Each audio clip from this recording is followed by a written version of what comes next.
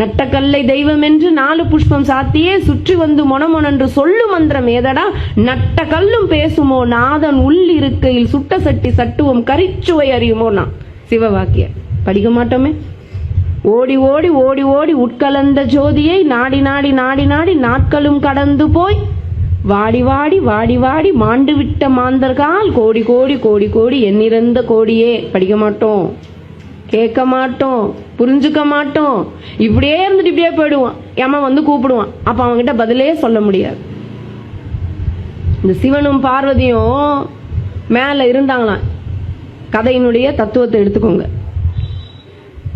மேல இருந்துட்டு பார்வதி சொன்னாங்களாம், ஏங்க காசியில கங்கையில குளிச்சா எல்லாருடைய பாவங்களும் போயிடும், நீங்க வரம் கொடுத்துருக்கீங்களாமே. ருத்ர பகவான் அந்த வரம் கொடுத்தார், படிச்சு பாருங்க, வரம் கொடுத்தார்.